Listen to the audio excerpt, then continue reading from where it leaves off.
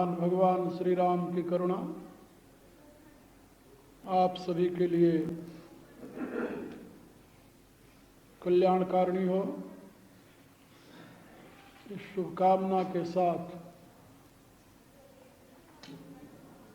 आप लोगों को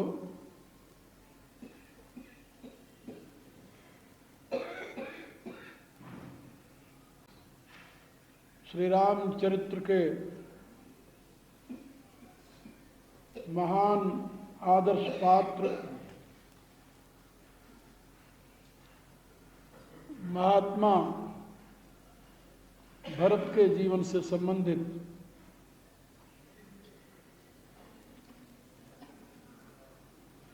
कुछ बातें बताएंगे।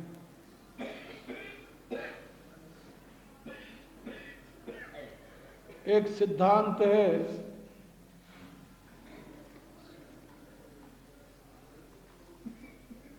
मानव समाज का उत्थान बिना किसी आदर्श के नहीं हो सकता। बिना आदर्श के कोई भी व्यक्ति उत्कर्ष की दिशा में अग्रसर नहीं होता। यदि छोटा बच्चा अपने सामने चलने वाले बच्चे को न देखे तो कभी भी उसको उठकर खड़े होने की चाह नहीं होगी और न तो चलना सीख पाएगा। अपने सामने चलने वाले बच्चे को देख करके वह छोटा बच्चा चलने के लिए उतावला हो जाता है, प्रयत्न करता है, उठता है, गिर जाता है, फिर कोशिश करता है उठने की। यदि कोई चलने वाला उसके सामने न दिखाई दे तो कभी खड़े होने की चाह नहीं ले सकता और न प्रयत्न नहीं कर सकता है। मानव जो कुछ भी कर रहा है, करता है, वह सब अनुकरण के रूप में। उसके सामने पहले कोई आदर्श प्रस्तुत करता है, फिर उसका वह अनुकरण करता है। मनुष्य केवल अच्छाई का ही अनुकरण नहीं करता, बुराई का भी अनुकरण करता है। यदि कोई उसके सामने बुरा कर्म करने वाला न हो तो सहज रूप से वो बुराई नहीं कर सकता। बुराई की तरफ उसकी प्रेरणा भी कुसंग के द्वारा ही होती है। अच्छाई की तरफ प्रेरणा देने वाले को सत्पुरुष कहते हैं और बुराई की तरफ प्रेरणा देने वाले को असुर। और अच्छाई की तरफ मनुष्य दूसरे से सीख करके अनुकरण करते हुए चलता है और बुराई की तरफ भी वो दूसरे से प्रेरणा लेकर के सीख करके चलता है। उसकी अच्छाई और बुराई में प्रवृत्त होने में मूल हेतु क्या होता है? का उसके अंतर में उसके जीवन के निर्माण के आधार के रूप में तीन गुण हैं, सतोगुण, रजोगुण, तमोगुण। जिसकी बुद्धि सतोगुण से युक्त है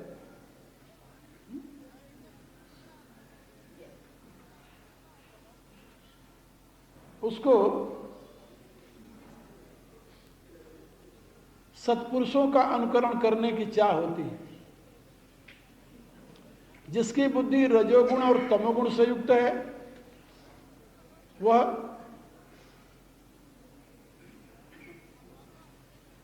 असत पुरुषों की, दुष्ट पुरुषों की नकल करने में प्रवृत्त होता है। इसमें बुद्धिगत गुण कारण होते हैं। है सात्विक है तो कभी वह बुरे व्यक्ति का अनुकरण नहीं करेगा। बुद्धि यदि राजसिक तामसिक है तो उसे प्रेरित करेगी बुरे लोगों की संगति में जाने के लिए, बुरे कर्म करने के लिए। जैसे आपके शरीर में 5 तत्वों के परमाणु विद्यमान हैं। आकाश, वायु, अग्नि, जल और पृथ्वी। इन 5 तत्वों को 3 भागों में विभाजित किया गया है। आयुर्वेद शास्त्र ये बताता है कि आपके शरीर के धारण करने वाले वही 3 तत्व हैं, उसको त्रिधातु कहते हैं, जिसका नाम है वात, पित्त और कफ। इसमें जब जल और पृथ्वी इन दोनों तत्वों की प्रधानता होती है शरीर में, तो उससे कफ बनता है, और अग्नि तत्व की प्रधानता से पित्त बनता है, आकाश और वायु की प्रधानता से वात। और ये 5 तत्व आपके शरीर में, इनके अलग अलग गुण हैं, अलग अलग इनकी मांग है। आपको जब ऐसी रुचि होती है कि मैं मीठा खाऊं, आपकी जब ऐसी रुचि होती है कि मैं कड़वी चीज खाऊं, आपकी जब ऐसी रुचि होती है कि मैं कोई खट्टी चीज खाऊं, अंदर से रुचि होती है ना। क्यों होती है? तो आयुर्वेद कहता है कि इसलिए होती है कि इन 5 तत्वों से जो 3 प्रकार के धातु बने हैं, इनकी डिमांड होती है अंदर से। इसलिए आपको इन पदार्थों को खाने की रुचि हो जाती है।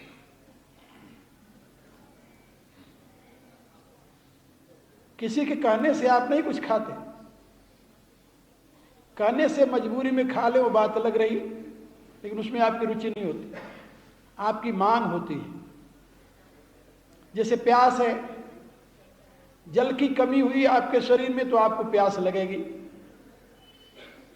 तो प्यास बाहर के पानी को देखकर नहीं लगी है,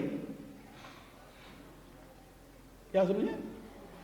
बाहर पानी देखा इसलिए प्यास लग गई? नहीं, अंदर में पानी की कमी हुई तब प्यास लगी। इसी रूप से बाहर भोजन देखा तो भूख लग गई, ऐसी बात नहीं।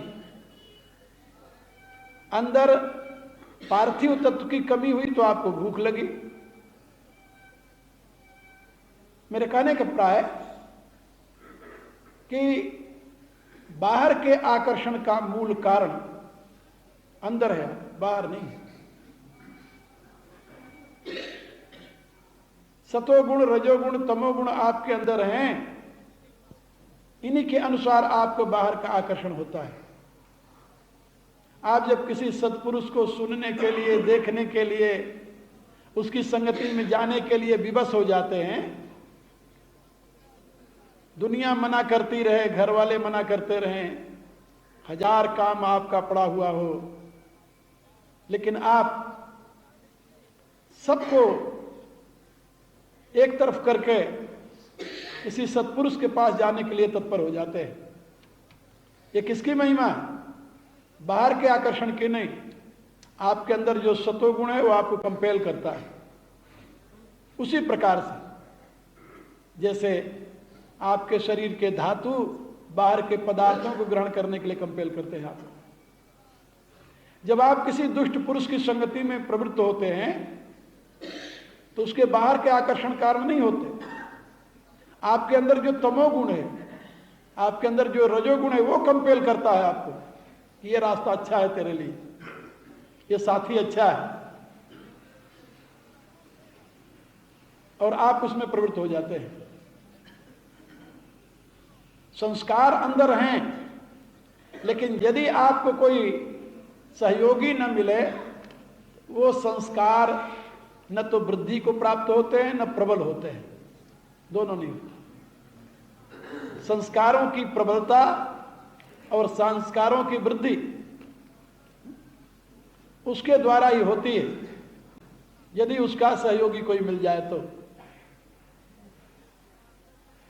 इसी प्रकार से आपके जीवन की यह सारी गाथा है। शास्त्रकारों ने कहा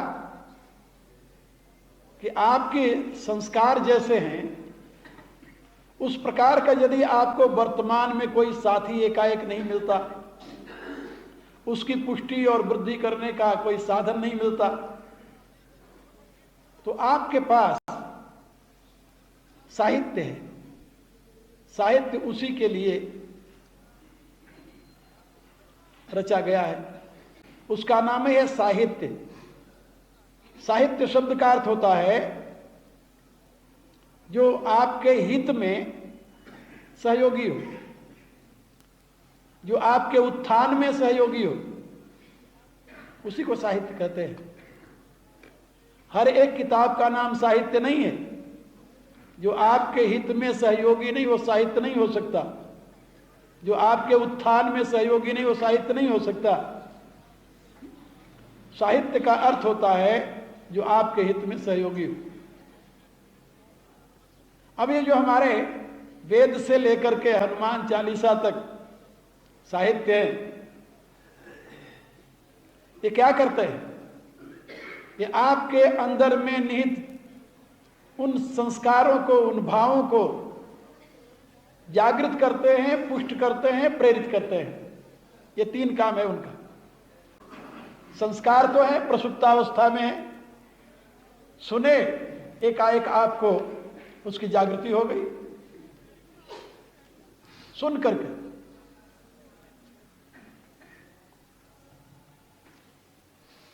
पढ़े, जागृति हो गई, संस्कार तो अंदर थे। साहित्य पढ़े, तुरंत आपकी जागृति हो गई। और उसने जागृति नहीं किया, आपके जो संस्कार थे उसको पुष्ट भी किया और प्रेरित भी किया आपको।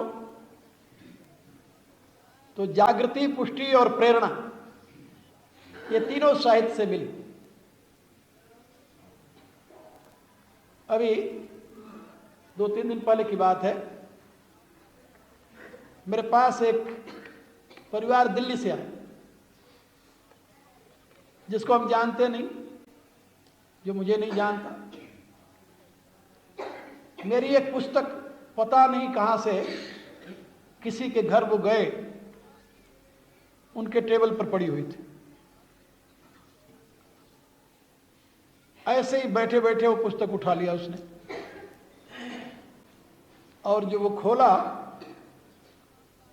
तो वेद मंत्रों की व्याख्या उसमें थी। वो परिवार आर्य समाजी था, इसलिए उसको पढ़ने लगा। वेद मंत्र परिचित थे। जब वो पढ़ने लगे उसे, वो दयानंद के कमेंट्री भी पढ़े थे उस पर,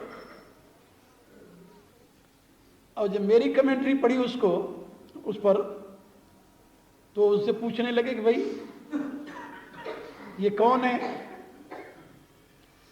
उस घर वाले ने कहा कि मैंने भी देखा नहीं है, मेरे एक मित्र ने ये पुस्तक मुझे भेंट की थी, तो मैंने पढ़ करके यहाँ टेबल पर रख रखा है कि जो मेरे साथी आवे, कोई भी घर में आएगा तो इसे उठाएगा, पढ़ेगा।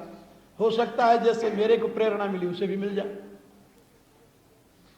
उसने तुरंत उसका पता नोट किया, महिला थी, पता नोट किया और नोट करके अपने पति को और बच्चे को कंपेल किया कि मुझे तो वहां ले चलो। तो 3 दिन हुए अभी, और पूरे के पूरे वो मेरे पास यहां पहुंच गए। मेरे से बातचीत करने लगे। हम कहा रहते कहाँ हो? बोले दिल्ली में। कहा यहाँ किसने बताया था? कहा कि एक ब्रह्म विद्या विज्ञान नाम की पुस्तक है,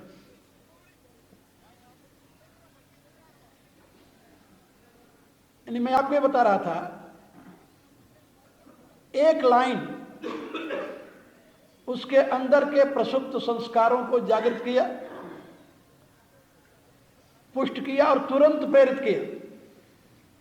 कहां दिल्ली, कहां मेरा आश्रम। तो केवल व्यक्ति ही नहीं, व्यक्ति से संबंधित विचार भी मनुष्य को प्रेरित करते हैं। हमारे यहां महाकाव्य जितने हैं, उन महाकाव्यों में एक तो मुख्य नायक होता है, नायक कहते हैं उसे, और एक उसका प्रतिनायक होता है, अपोजिट। जैसे रामचरितमानस महाकाव्य है तो उसके नायक भगवान श्री राम हैं और उसका प्रतिनायक रावण है। और इन दोनों की विचारधारा, इन दोनों का जीवन चरित्र, इन दोनों की कृतियां उस महाकाव्य में अंकित है। कुछ लोग हो सकता है रावण की कृतियों से ही, रावण के विचार से ही प्रेरणा ले लें, कोई जरूरी नहीं कि सब राम के विचार से प्रेरणा लें। और कुछ लोग ऐसे हैं जो राम से प्रेरणा लेते हैं, लेकिन राम के साथ सहनायक जिसे कहते हैं, वो अन्य भी महापुरुष हैं। कभी कभी व्यक्ति जो महानायक है उसका अनुकरण नहीं कर पाता, और जहां पर महानायक के रूप में परमात्मा की प्रतिष्ठा हो गई है उसकी तो बात ही अलग हो जाती है। इसलिए वहां पर जो सहनायक हैं उनका अनुकरण करता है।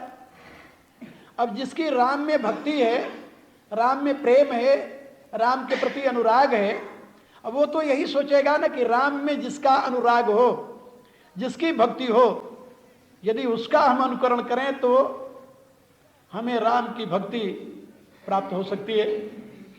अब राम की भक्ति के, जैसा कल मैंने बताया था कि रामचरितमानस में राम की भक्ति के 4 आदर्श भक्त हैं, शंकर, हनुमान, भरत और लखन। तुलसीदास जी ने अपनी गीतावली में बात लिखी है, कल भी मैंने निर्देश किया था। जानी है शंकर हनुमान भरत लखन राम भगत,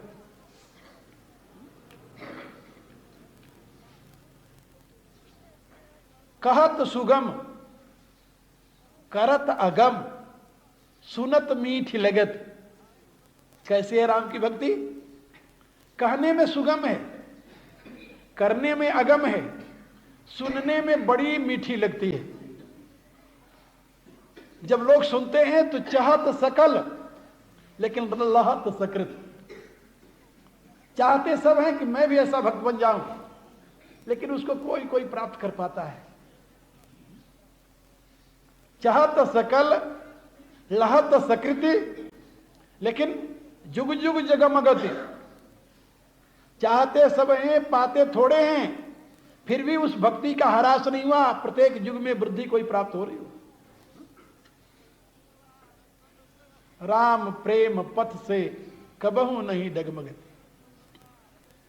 तो तुलसीदास जी का ये जो कथन है, इससे हमें ज्ञात होता है कि जो कोई भक्त बनना चाहता है, भगवान से अपने आप को जोड़ना चाहता है, भगवान के साथ स्वयं को एक करके उनमें लीन होना चाहता है, उसके लिए ये आदर्श हैं, ये 4, शंकर हनुमान भरत लखन। मैंने कल ये सारी बातें आप लोगों को समझाई थी कि शंकर हनुमान और लखन की भक्ति का अनुकरण आप सुगमता से नहीं कर सकते, लेकिन गृहस्थ के लिए, गृहस्थ में रहते हुए लोक और परलोक दोनों बन जाए, इस प्रकार के आदर्श तो महात्मा भरत है, जिनकी भक्ति जंगल में रह करके नहीं, राजमहल में रहकर हो रही है। और किस राजमहल में रह रहे हैं? कल मैंने बताया था, अवधराज सुरराज सिहाही, दशरथ धन सुनी धन दल जाही, तेहि पुर बसत भरत बिनु रागा, चंचरीक जिमि चंपक बागा। जिस अयोध्या के राज्य को देख करके देवराज इंद्र भी सिहाता है, जिस अयोध्या की संपत्ति को, वैभव को देख करके कुबेर भी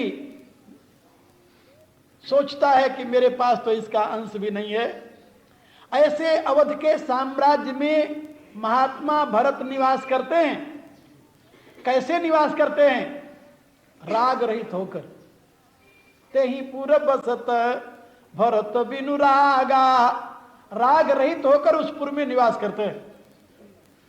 राग रहित कैसे हैं? तो तुलसीदास जी ने उपमा दी कि चंचरी कजिमि चंपक बागा, जैसे चंपा के फूल के बगीचे में भौरा रहता है।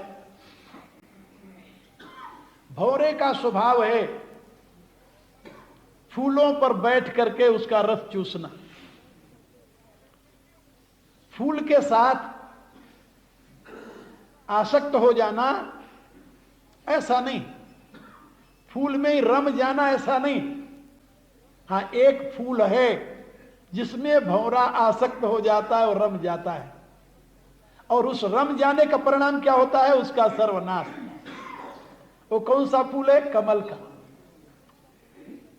जो भौरा अन्य समस्त फूलों के ऊपर बैठकर उनका रस पान करता है और उनके साथ आसक्त नहीं होता, बल्कि उड़ उड़ करके वो उससे अलग होता रहता है, वही भंवरा जब कमल के फूल पर पहुंच जाता है तो वहां आसक्त हो जाता है।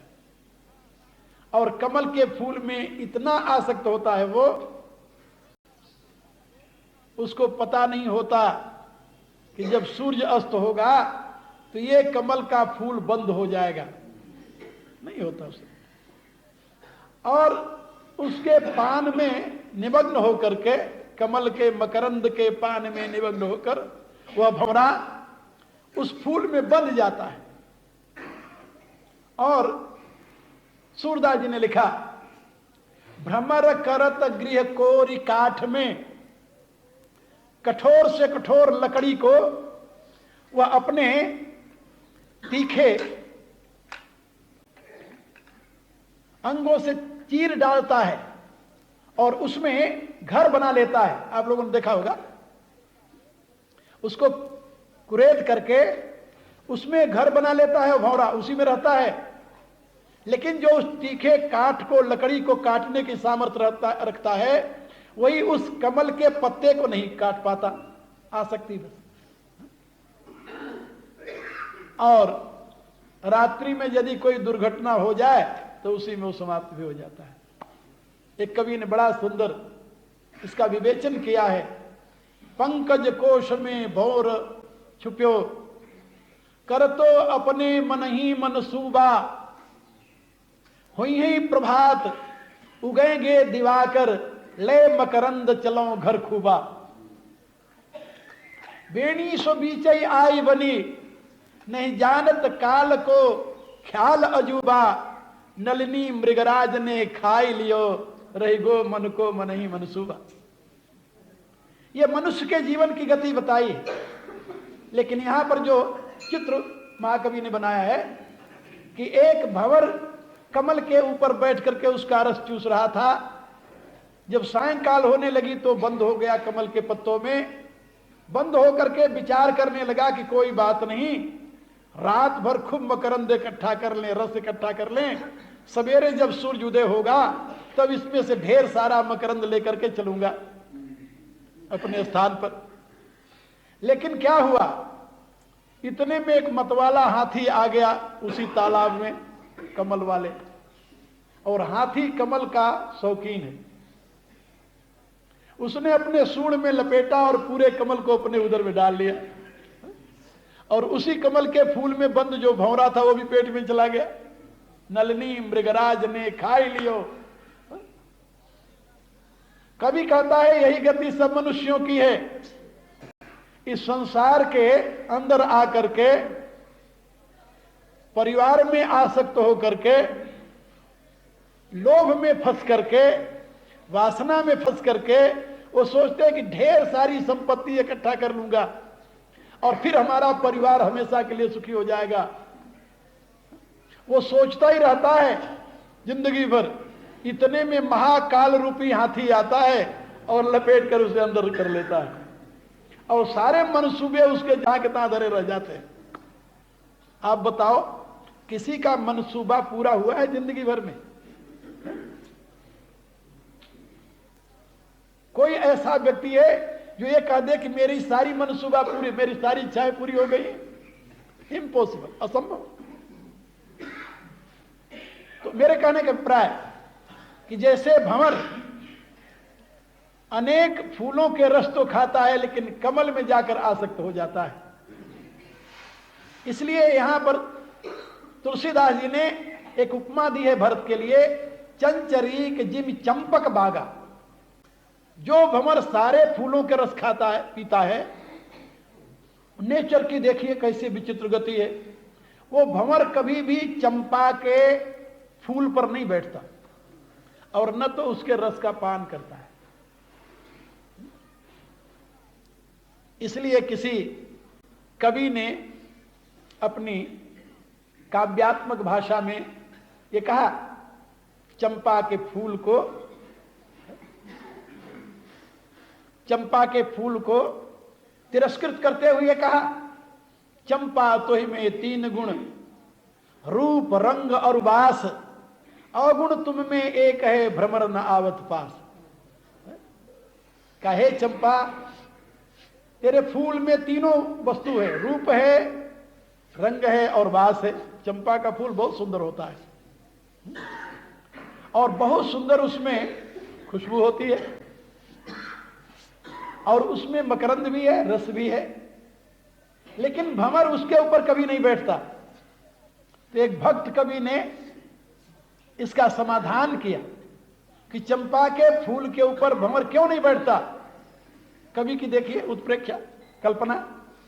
कवि कहता है, चंपक वर्णी राधिका, श्री जी जो हैं, श्री राधिका जी, उनके शरीर का रंग चंपा के फूल के समान है। कवि की कल्पना है, चंपक वर्णी राधिका, भ्रमर कृष्ण को दास, माता भाव विचार के याते पास न जा। वो कहता है कि भ्रमर जो है भगवान का भक्त है और चंपा का फूल जो है राधिका के रंग के समान है। वो कहता है कि ये तो मेरी मां के रंग का है, इसका रस पान करना मेरा काम नहीं, इसलिए उधर नहीं जाता, उसका रस पान नहीं करता। यहां पर जो भरत के साथ चंचरीक जिम चंपक बागा की कल्पना की है कवि ने, वो इसी भाव से की है। अयोध्या के राज्य में, वैभव में रहते हुए भी भरत उसका न तो उपभोग करते हैं और न तो उसमें आसक्त होते हैं। क्यों? कारण क्या? वही भाव तुलसीदास जी लिखते हैं रामायण में कि भरत के दिल और दिमाग में ये बात बैठी हुई है कि ये संपत्ति मेरी नहीं, ये राज वैभव मेरा नहीं। क्या फिर किसका है?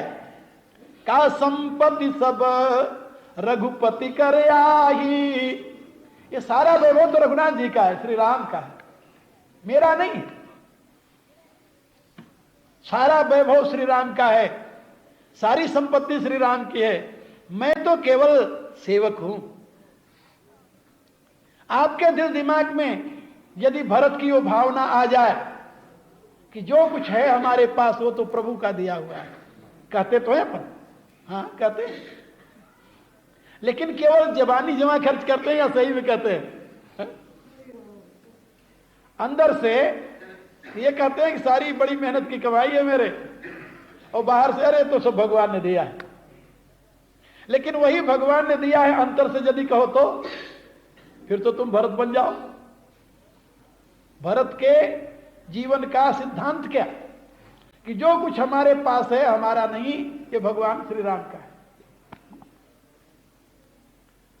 एक संत कहा करते थे कि तुम अपने बगीचे के माली बनो, मालिक मत बनो। एक अक्षर ना लगा उसमें तो क्या अनर्थ हो जाएगा। माली और मालिक में एक अक्षर का ही अंतर है ना। माली और मालिक में एक अक्षर का अंतर है। माली के साथ क जोड़ दो तो मालिक बन जाता है, क हटा दो तो माली रह जाता है। बाघ के विनाश से उसकी न कोई हानि होती है न कोई लाभ होता है। इसी रूप से भरत के जीवन का अनुकरण करने पर मनुष्य को एक दिशा मिलेगी कि जो कुछ है संसार ये परमात्मा की ही विभूति है, इसमें मेरा अपना कुछ नहीं है। मैं तो उसका एक यंत्र हूं, एक सेवक हूं।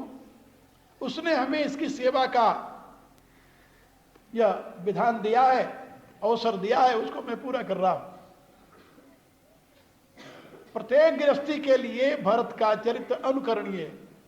इसीलिए तुलसीदास जी ने कहा है, भरत चरित्र करिने तुलसी जे सादर सुनई, सिय राम पद प्रेम अवश्य होय भौरस बिर। रामचरितमानस में महात्मा भरत का परिचय हमें सर्वप्रथम वंदना में, वंदना प्रकरण में मिलता है, जहां पर तुलसीदास जी अनेक देवों की वंदना करते हैं, संतों की वंदना करते हैं, दुष्टों की वंदना करते हैं। उसके बाद में जितने सृष्टि के प्राणी हैं सबकी वंदना करते हैं, और उस वंदना के प्रकरण में आगे चल करके अवधपुरी की वंदना करते हैं। अवधपुरी में फिर रहने वाले महाराज दशरथ, कौशल्या आदि की वंदना करते हैं, पूर्ववासियों की वंदना करते हैं। फिर इनके बराबर ही जनकपुर में रहने वाले जनकपुर की जनता और जनक महाराज की वंदना करते हैं। इनकी वंदना के पश्चात फिर अब प्रभु की वंदना के निकट आते हैं।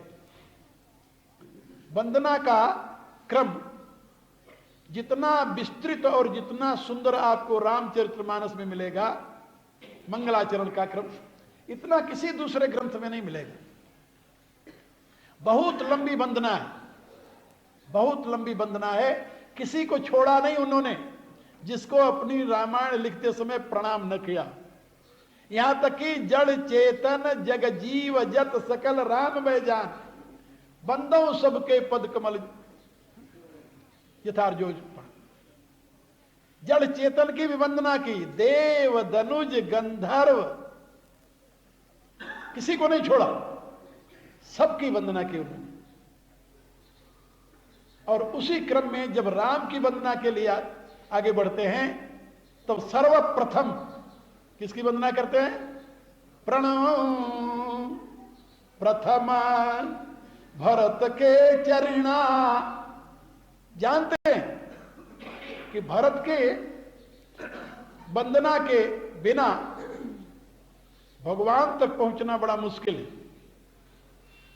एक नियम है भगवान के दरबार का, और वो नियम ये है कि जो लोग डायरेक्ट भगवान से संबंध स्थापित करना चाहते हैं,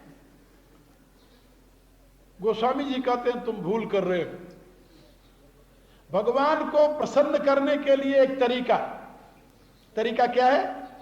कामानत सुख सेवक सेवकाई, सेवक बैर बैर अधिकाई।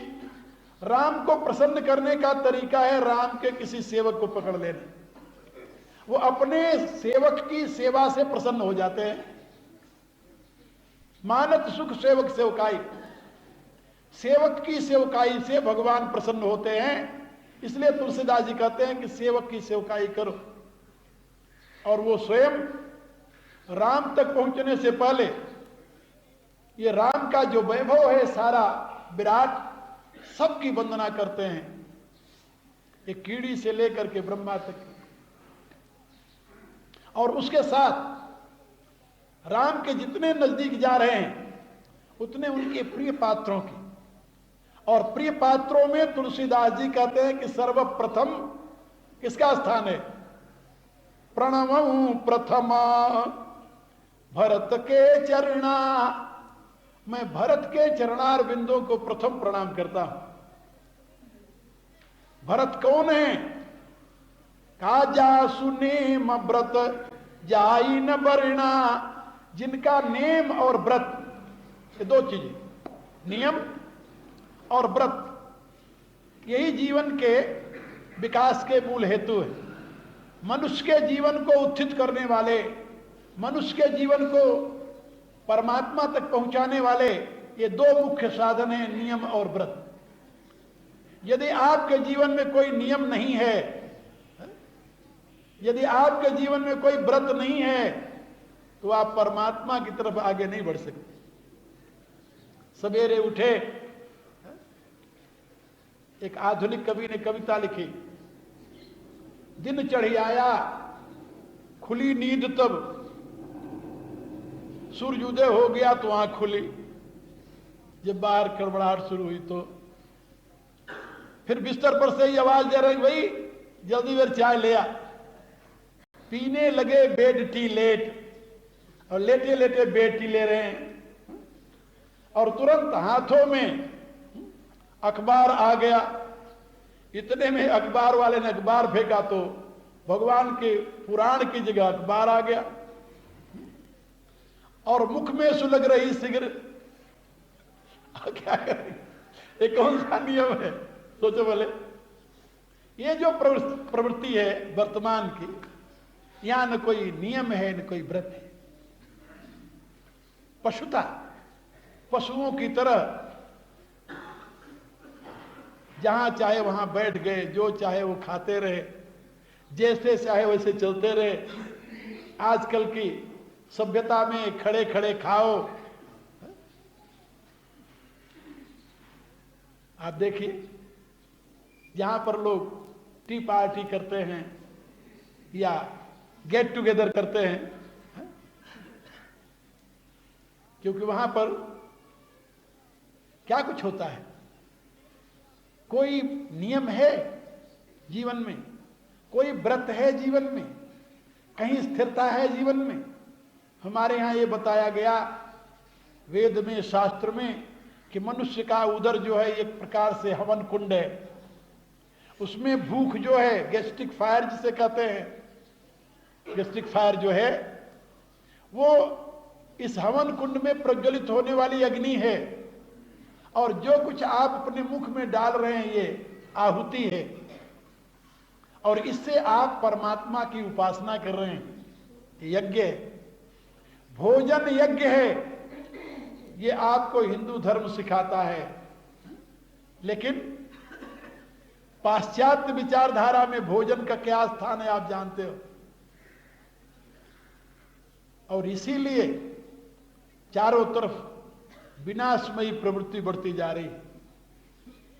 हमें तो 20 वर्ष हो गया पश्चिम वालों के साथ रहते और देखते क्या उनकी दुर्गति है, और उसी दुर्गति की तरफ धीरे धीरे भारत के लोग शौकियन बढ़े चले जा रहे हैं। शौकियन यानी कुछ लोग तो अनजान में विनाश के गर्त में जाते हैं। जो अनजान में विनाश के गर्त में जाते हैं उनको यदि समझा दिया जाए, ज्ञान दे दिया जाए, तो उससे बचने की कोशिश करेंगे। लेकिन जो शौकियन जा रहे हैं, और शौकियन गलत काम करने का परिणाम जानते हो। एक कवि ने लिखा है, सिर्फ एक कदम रखा था गलत राहे शौक में, सिर्फ एक कदम रखा था गलत राहे शौक में, मंजिल तमाम उम्र में ढूंढती रही, कभी मंजिल तक नहीं पहुंचा। और यही गति आज समाज की चल रही है। बहुत से काम लोग शौकिया कर रहे हैं, शराब पीना, मांस खाना, जुए खेलना, कुछ तो शौकियां कर रहे हैं, और इससे अपने आप को विनाश की दिशा में आगे बढ़ा रहे हैं। न वहां कोई व्रत है न कोई नियम है। यदि आप अपने जीवन में नियम निर्धारित कर लें, कोई नियम ले लें, तो आपका जीवन दिव्यता की तरफ मुड़ सकता है। यदि आप कोई व्रत धारण कर लें जीवन में, तब भी आपका जीवन पावन होकर के परमात्मा के निकट जा सकता है। भरत के जीवन में दो चीजें हैं, व्रत और नियम। इसलिए तुलसीदास जी ने यहां पर उन दोनों को संबोधित संकेत करते हुए प्रणमं प्रथमा भरत के चरणा, सर्वप्रथम मैं भरत के चरणार वृद्धों में प्रणाम करता हूं। प्रणमं, वंदम नहीं कहा, प्रणमं कहा।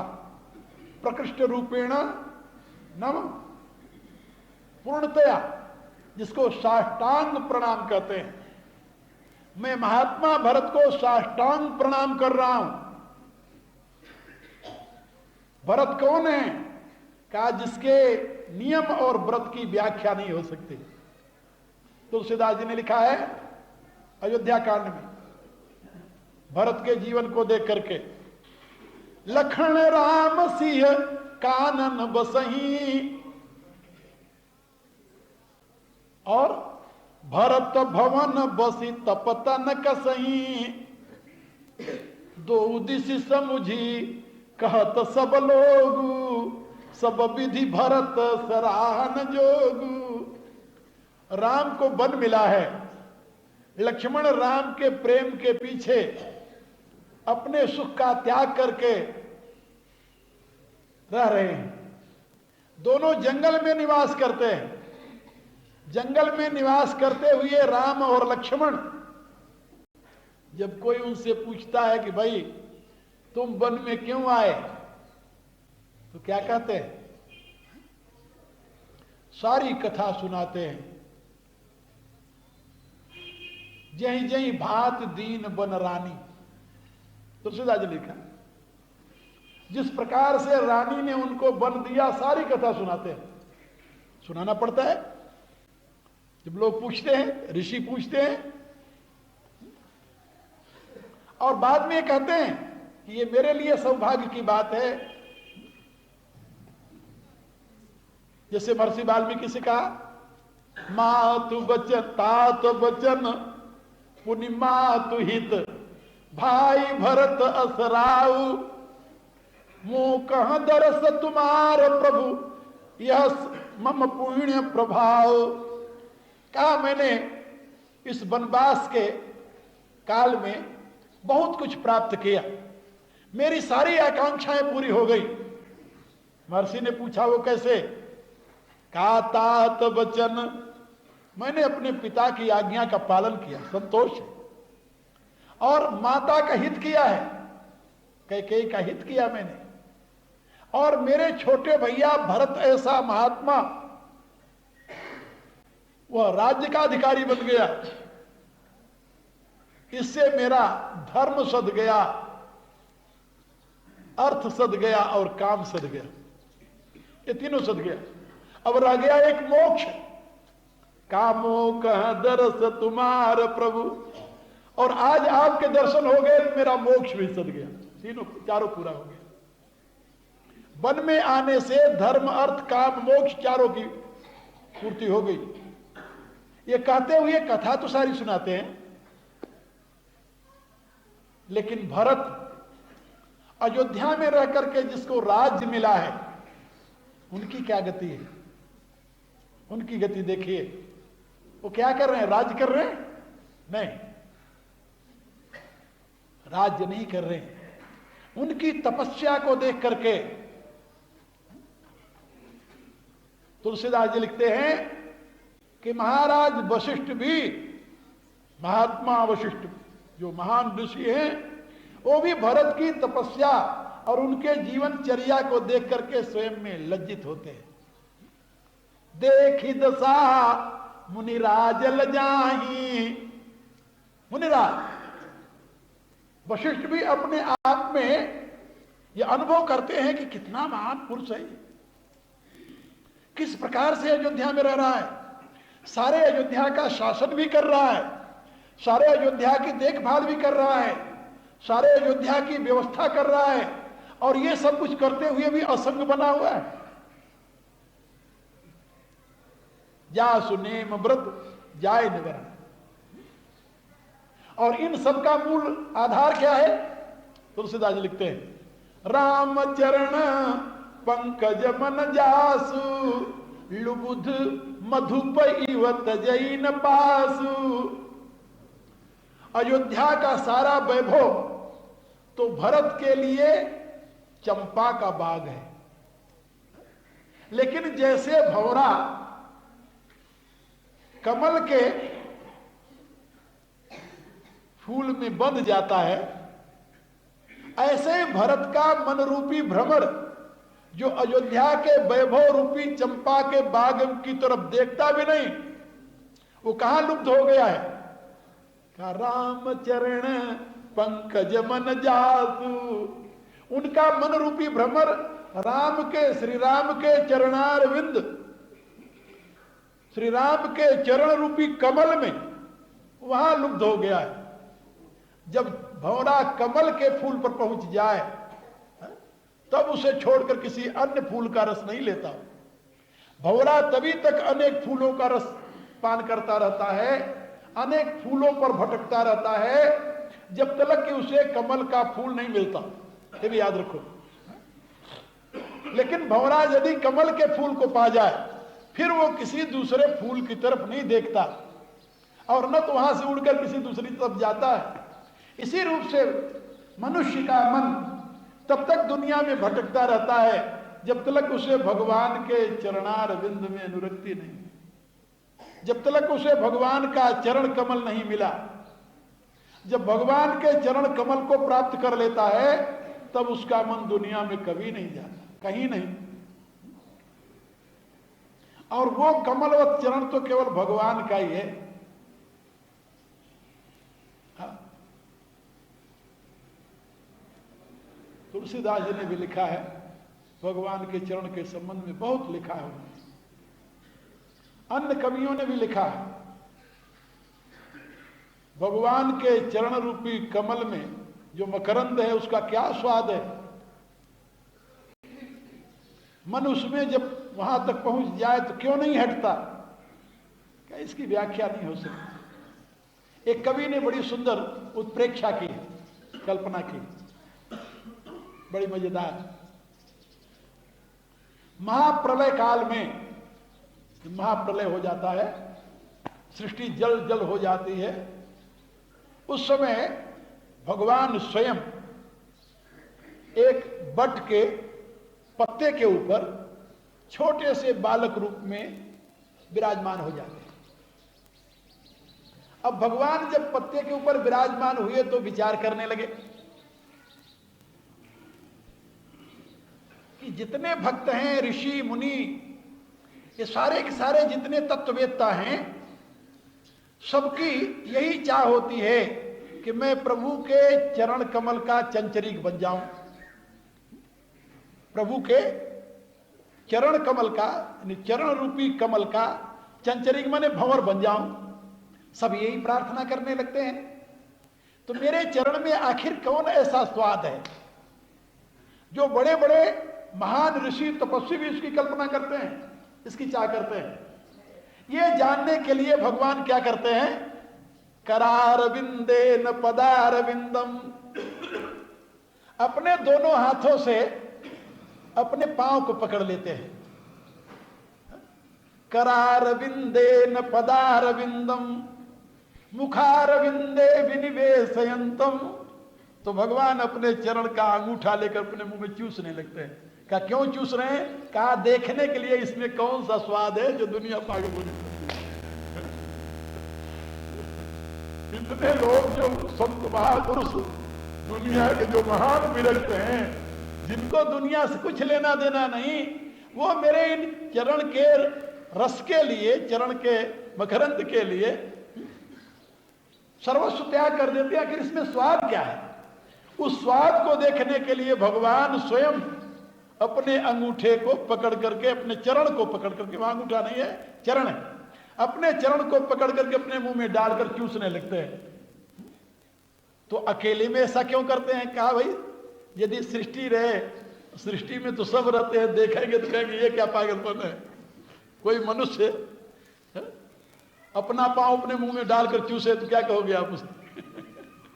भगवान ये काम एकांत में करते हैं। जब सृष्टि का सारा प्रलय हो जाता है तब उस बट के पत्ते के ऊपर रहते हुए करारविंदे न पदारविंदम मुखारविंदे विनिवेशयंतम बटस्य पत्रस्य पुटस्यानम बालम मुकुंदम तिरसानम।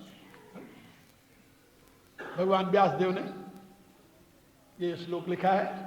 तो मैं आप लोगों को ये बता रहा था कि भरत का मन रूपी मन दुख कहां अनुरक्त होता है?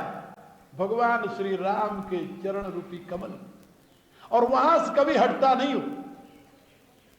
संसार रूपी कमल में यदि आप अपने मन को लगाओ तो महाकाल रूपी हाथी उसे चबा जाता है और राम नाम सत्य कर देता है। लेकिन भगवान का चरण कमल तो सदा सुरक्षित रहने वाला है, वहां तो कोई भय नहीं है।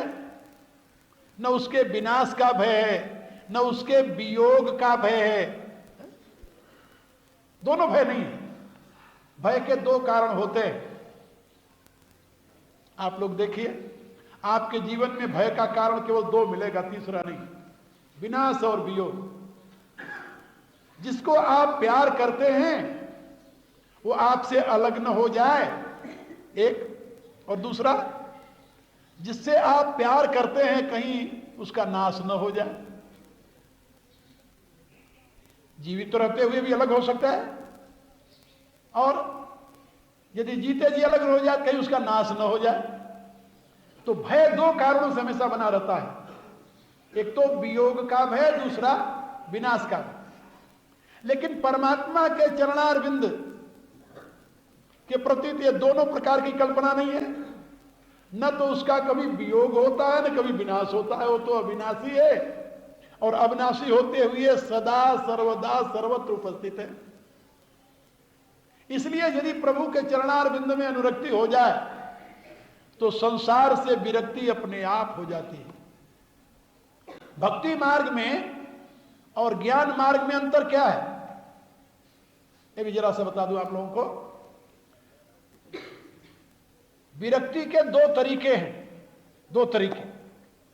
एक जगह अनुराग हो जाए तो दूसरे से विराग हो जाता है, और दूसरा दूसरे से विराग हो जाए तो मन कहीं न कहीं टिक जाता है। दो रास्ते।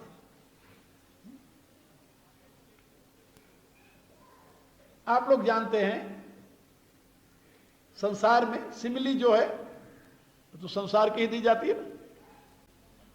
देखिए, जब कोई माता पिता अपनी पुत्री का विवाह करते हैं और अनजान घर में पुत्री जाने लगती है तो रोती है, रोती है, दुखी होती है।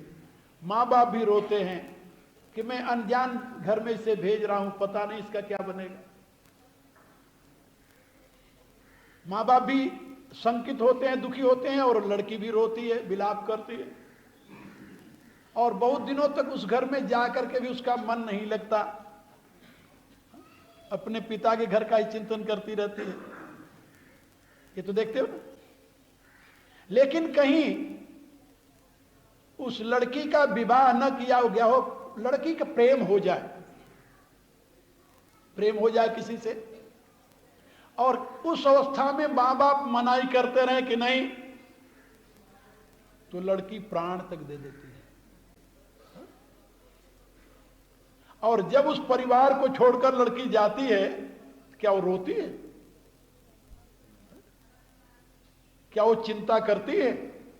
नहीं करती। कारण क्या? कारण यह है कि पहले उसका अनुराग हो गया एक जगह। अनुराग हो जाने से अब वहां से विराग के लिए कुछ कोशिश नहीं करनी है, अपने आप विराग हो जाता है। यदि पहले कहीं अनुराग हो जाए तो दूसरी जगह से अपने आप विराग हो जाएगा, और यदि पहले कहीं अनुराग नहीं हुआ तो फिर तो जबरदस्ती विराग कराना पड़ता है। तो हमारे यहां भक्तों ने कहा ज्ञानियों का जो विराग है वो उस लड़की के समान है जो माता पिता जबरदस्ती विवाह करके किसी के साथ भेजते हैं, और भक्तों का जो विराग है वो तो सहज है। भक्तों का विराग सहज है क्योंकि उनका परमात्मा में अनुराग हो गया, संसार उनके लिए कुछ नहीं रहा, अपने आप विराग हो। तो जिसका परमात्मा में अनुराग हो जाए उसके लिए विराग, उसको विराग के लिए प्रयत्न नहीं करना पड़ता। ये भक्ति मार्ग है। और ज्ञान मार्ग में विराग के लिए कोशिश करनी पड़ती है कि पहले इसको छोड़ो, पहले इसको छोड़ो, पहले इसको छोड़ो, और तब कहीं धीरे धीरे जा करके विराग होता है और पूरा हो पाता है कि नहीं, ये तो भगवान ही जाने, अपन तो कुछ कह नहीं सकते। लेकिन भक्त के जीवन में राग के लिए स्थान ही रहता, क्योंकि राग तो एक ही जगह होगा। जैसे गोपिकाओं ने कहा कि उधो मन न भये 10-20, एक हुतो सो गयो श्याम संग को औलाद है इस। का मन कोई 10-20 तो होता नहीं, मन तो एक ही होता है, और एक ही मन जो है वो तो श्याम के साथ लग गया। अब तुम्हारे के बताए अनुसार उस ईश की, परमेश्वर की, ब्रह्म की आराधना कौन करे? एक ही मन था, वो एक जगह लग गया। सबका मन एक होता है, ये नहीं कि एक के पास एक मन है, दूसरे के पास 1000 मन है। मन तो एक ही होता है, और वो एक जगह जहां लग जाता है वहीं लगता है, दूसरी जगह से अपने आप हट जाता है। ये मन का स्वभाव है। लेकिन संसारी का मन एक जगह नहीं लगता। आज यहां लगा है, कल वहां लगा है, परसों वहां लगा है, अनेक जगह लगा रहता है। वो अनेक जगह लगने वाला मन भटकता रहता है, कहीं शांति नहीं मिलती। और एक जगह जो मन लग गया वो वहां अचल है, स्थिर है, वहां शांति शांति है, वहां कुछ न हो। अभाव में भी उसे सर्वभाव की अनुभूति होती रहती है। संसार की दृष्टि से वहां कुछ नहीं है, अभाव है, लेकिन उसके अंतर में पूछिए तो महाभाव का प्रवाह बह रहा है। उसको महाभाव कहा है भक्तों ने। संसार की दृष्टि में जहां अभाव है वहां भक्त हृदय में महाभाव का उदय होता है। क्यों? कहा उसका मन एक जगह लग गया, उसमें अनुरक्त हो गया। अब उसको विरक्त होने के लिए कुछ करने की जरूरत नहीं है। ये भक्ति का महत्व है। इसी रूप से महात्मा भरत का मन जो है वह भगवान श्री राम के चरणार बिंद में लग गया है, अनुरक्त है। इसलिए तुलसीदास जी ने जोर देकर कहा, राम चरण पंकज मन जासु, लुबुध मधुप इव तजई न पासु। कभी उसका साथ छोड़ता ही नहीं वो, कहीं भी रहे, क्योंकि साधना मन से होती है, तन से नहीं होती। साधना का आधार मन है। आपका मन यदि परमात्मा में लगा हुआ है तो तन कहीं भी रहे कोई अंतर नहीं पड़ता। और यदि आपका तन परमात्मा के साथ है और मन कहीं और लगा हुआ है तो फिर क्या करोगे? तन के बिना मन की गति और मन के बिना तन की गति, दोनों में बड़ा अंतर है। भरत का तन राम के साथ नहीं है, वो तो अयोध्या में है, लेकिन मन राम के साथ है। बहुत ऐसे हैं जिनका मन कहीं और है, तन कहीं और है। जहां मन है वहीं आप हैं, जहां तन है वहां आप नहीं है। ये बात याद रखिए।